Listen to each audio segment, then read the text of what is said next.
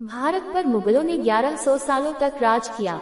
अंग्रेजों ने करीब 250 सालों तक, पर दोनों के शासन अलग थे। अंग्रेजों ने 250 साल देश पर शासन जरूर किया, लेकिन कुछ घटनाओं को छोड़कर देश में माँ बहनों को इज्जत पर हाथ नहीं डाला, नहीं हिंदुओं का जबरन धर्मांतरण करवाया, नहीं हिंदू औरतों से शादियां की ताकि ईसाइयों की आबादी बढ़े। अब आइए मुगलों पर इस्लाम धर्म तलवार के दम पर बना है। मुगल हमारे देश में लाखों की संख्या में नहीं बल्कि सैकड़ों या हजारों की संख्या में ही आए थे, वो भी अंग्रेजों की तरह व्यापारी बनकर नहीं, आक्रांता और लुटेरे बनकर। आते ही मुगलों ने जबरन धर्म परिवर्तन करवाए, हिंदू औरतों से बलात्कार किया, हिंदू औरतों से जबरन शादियां की, उनके बच्चे हुए वो सारे मुस्लिम बने। इस तरह मुगलों ने देश में मुसलमानों की आबादी करोड़ों में पहुंचा दी।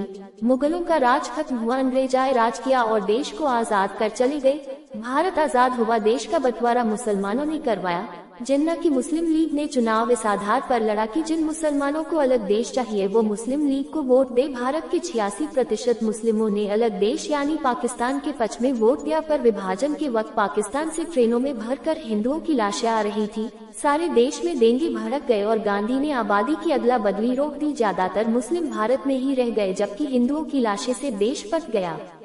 नेहरू देश का प्रधानमंत्री बने और मौलाना आजाद देश का पहला शिक्षा मंत्री। अब जो आदमी शिक्षा मंत्री बना वो भारत में पैदा नहीं हुआ बल्कि मक्का में पैदा हुआ था। वो हिंदुस्तान का 15 सालों तक शिक्षा मंत्री रहा।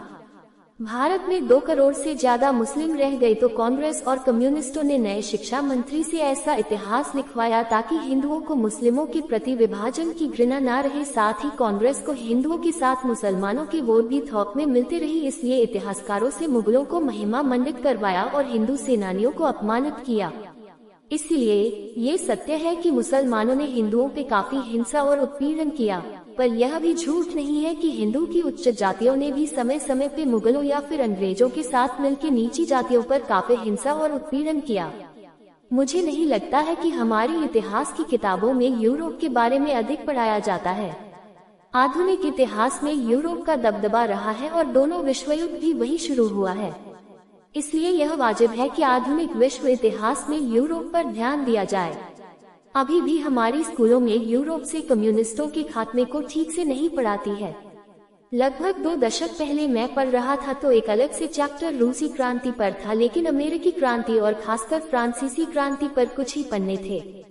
इतालवी क्रांति, इटली का एकीकरण की केवल चर्चा होती है और आयरिश क्रांति के में तो शायद मैंने नहीं पढ़ा है। वीर सावरकर भारत में इतालवी क्रांति की तर्ज पर क्रांति चाहते थे और भगत सिंह, चंद्रशेखर आजाद आयरिश क्रांति की तर्ज पर भारत में क्रांति चाहते थे। इसलिए भगत सिंह के संस्था का एक नाम Hindustan Republican army, Irish Republican army की तर्ज पर था। लेकिन हमें तो रूसी क्रांति को रटा दिया जाता है, लेकिन रूसी क्रांति के दुष्परिणामों को नहीं बताया जाता है।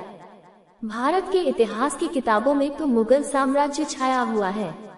मुगलों पर कई चैप्टर होते हैं, लेकिन चोल, विजयनगर, पंड्या, राष्ट्रकूट, मगध, मराठा, सिख साम्राज्यों पर कुछ ही पन्ने। भारत में लगभग 10वीं की परीक्षा देने वाले सभी छात्रों और छात्राओं को बाबर से औरंगजेब तक मुगल बादशाहों का नाम याद रहता है, लेकिन अन्य राजाओं के नाम तो याद ही नहीं रहते हैं। वैसे भारत के इतिहास को ऐसे दिखाया जाता है कि हमारे लोग केवल लड़ाई हारते थे। जहाँ पर भारत के राजाओं ने जीत हासिल किया है उसे गायब ही कर दिया गया है। जैसे जब बागपा रावण ने अरबों को खदेड़ा था, राजा सुहेलदेव ने तुर्कों को ऐसे पिटा था कि वो 150 साल भारत की तरफ नहीं आए, इत्यादि। एक दिन में चित्तौड़गढ़ के लगभग 30,000 निहत्थे नागरिकों को मरने वाले अकबर को हम धर्मनिरपेक्षता के नाम पर महान बता